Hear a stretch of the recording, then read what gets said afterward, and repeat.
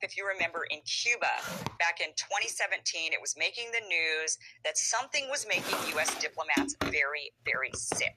They were hearing loud ringing sounds that sounded it's loud, very annoying sound in their ears. They were getting pressure headaches, dizziness. Some of the kids in their families were getting nosebleeds. Take a look at these pictures here. Scroll down a little bit. There's a bigger picture further down. It's a diagram, and it starts talking about electromagnetic effects on the human body. And it talks about psychoelectric weapons. Yeah, openly, Barack Obama spent $200 million on his brain project with DARPA. Yeah, let's see if we can hack into people's brains. Let's see if we can take away memories or implant false memories. And let's see if we can do it wirelessly. That's their big push right now. They don't want to have to, take you in and jack into the back of your neck like the Matrix, or do an operation and stick a probe into your head. No, they want to be able to do it remotely, wirelessly, without your perception. Forced memory blanking and induced erroneous actions. Another one, forced manipulation of airways, including externally controlled forced speech. They can make you say stuff that you don't want to say. Forced nudging of arm during delicate or messy work, causing injury or spills. Forced precision manipulation of hands, sometimes synced to the forced walking visions. They give you microwave hearing, so you can hear voices. Transparent eyelids. I don't know what that is. Transparent eyelids? Artificial tinnitus, ringing in your ears. All this stuff. They're bragging about how they can do this. They call it the psychoelectronic weapon effects. And they got a little footnote down there that said, the first unclassified successful transmission of the human voice directly into the skull of a living person was performed by Dr. Joseph Sharp of the Walter Reed Army Institute of Research in 1974. Well, that was the first unclassified successful thing. Now, they've had classified stuff before that. It was this very bizarre syndrome that started off with a couple of CIA agents. They were the first to report it to the medical clinic inside the U.S. Embassy in Havana, Cuba. And, probably the medical workers thought, what are these CIA agents into? Who knows what they're exposed to? Probably something weird. So maybe that's what the deal was. And they kind of said, well, I don't know. But then once these U.S. diplomats started showing up and saying, I got these weird sensations and things going on, and I don't know what's happening, the medical staff started to say, something is very strange. We need to be more on alert. Something is happening. And then the Canadians, they came along and said, we've got some weird symptom. The Canadian embassy started to report it as well. And so this really bizarre illness that ended up affecting over 30 people in Cuba really was this big mystery in 2017. Nobody knew what was causing these strange symptoms. They were thinking, was this something environmental, chemical? And then they thought, maybe this is an attack. Maybe there's some sort of sonic or radio frequency microwave attack going on.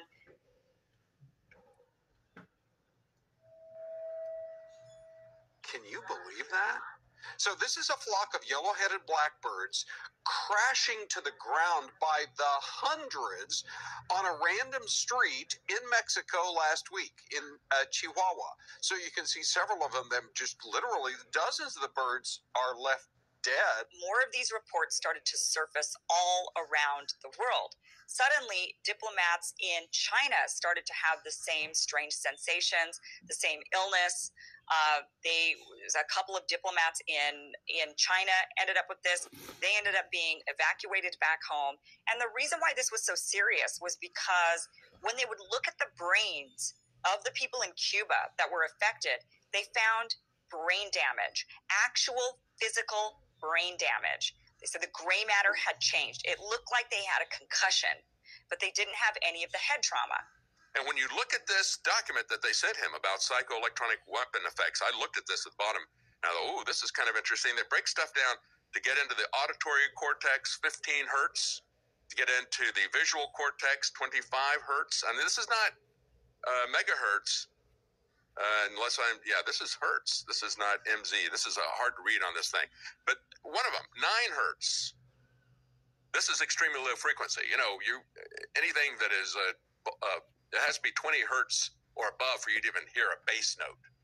Anything below that, If you hear it, it's just going to be clicks. So yeah, we have multiple data points here, but you're just a tinfoil hat conspiracy theorist if you believe their own documents that they put out here. And then these reports surface in China, and then more reports surface all over the world, in Poland, Russia, in Austria. Vienna, Austria actually has now more of the attacks have happened in Vienna, Austria than any other place in the world except for Cuba. So Cuba had about a little under 2 dozen, and Vienna's had a little more than a dozen attacks happening there.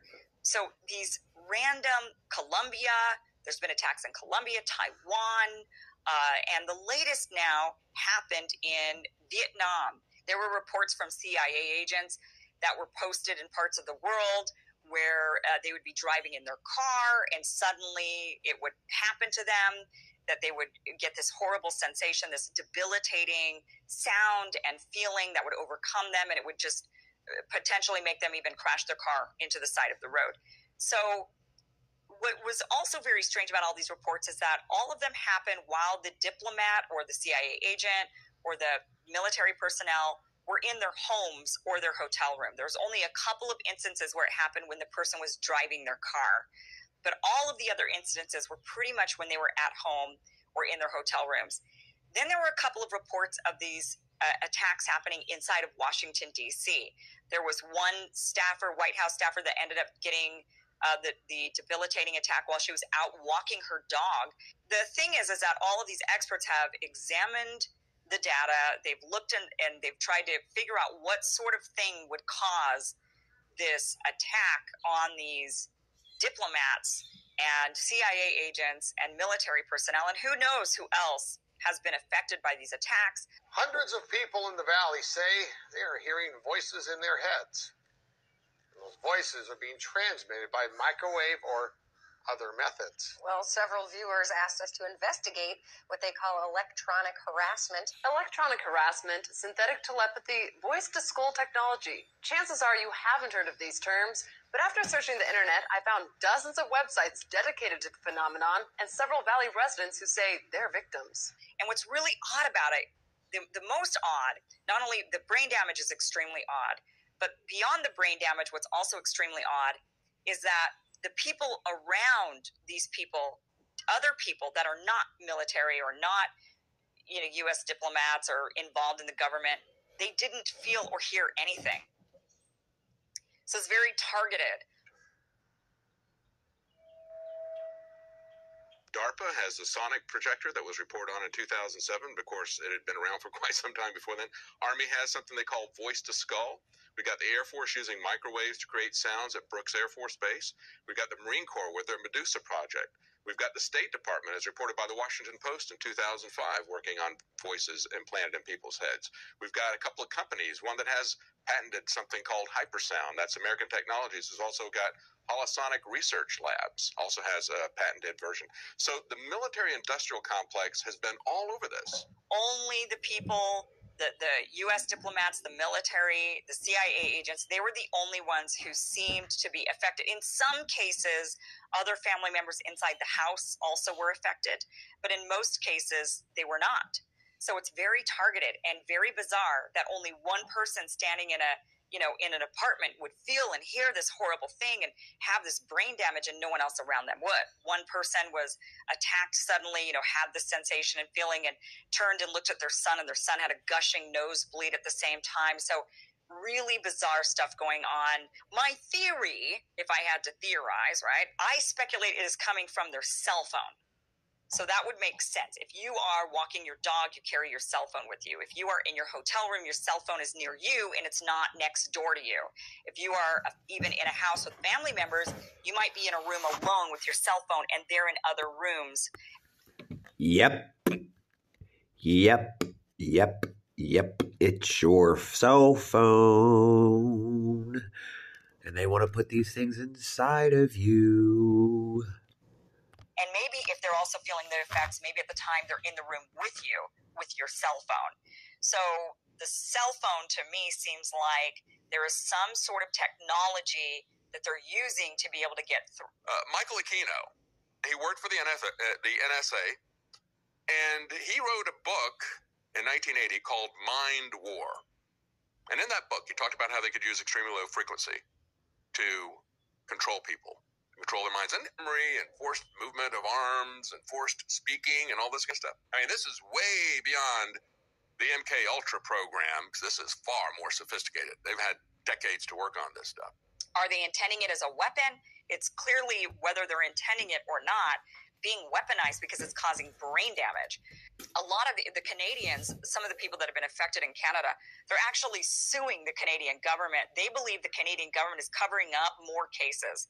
So there were a little over a dozen Canadians at the Cuban embassy who were affected. They have brain damage. They have hospital bills. They're debilitated in a lot of ways. They're not back. A lot of them are not back to normal health-wise. And they were going after the Canadian government, trying to get some answers. And they are claiming that the Canadian government is hiding more victims. And now here in the United States, Congress passed the Havana Act that gives medical bills to those who are affected, the U.S. diplomats, CIA, military. It gives them some relief money, some funds in order to deal with the side effects of these injuries. Some of them are lifelong for people. There was several of them have had to retire early because they just could no longer work. They're in so much pain.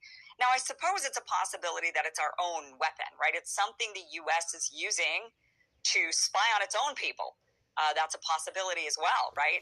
So it might not even be a foreign entity or some adversary of some sort. It could be internal.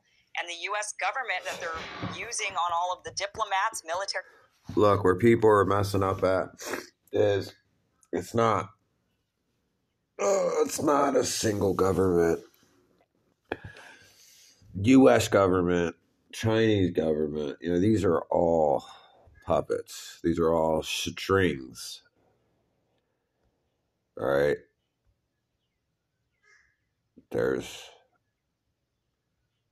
Let's just say that the President of the United States does not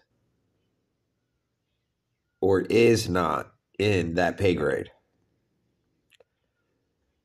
They don't make moves. They just move pieces on the board. They get told where to move the pieces. They get told how to. So you got to think, where's this really coming from? Personnel and CIA agents to make sure that they're, not going to turn on the government, or that they're not defecting to some other government or whatever, right? I mean, that is absolutely also a possibility, especially since it's only happening to U.S. people, it seems. And I suppose some of the Canadians also were affected, which is a bit bizarre.